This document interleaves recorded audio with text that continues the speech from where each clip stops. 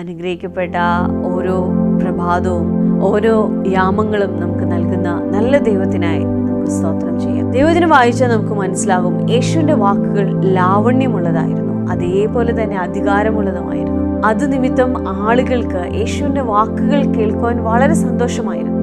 ഈ വാക്കുകൾ കേൾക്കുവാൻ ആളുകൾ തടിച്ചുകൂടി. ജനം പറയുന്നൊരു കാര്യമുണ്ട്, ഈ ജീവനുള്ള വാക്കുകൾ കേൾക്കാൻ ഞങ്ങൾ വേറെ എവിടെ പോകും?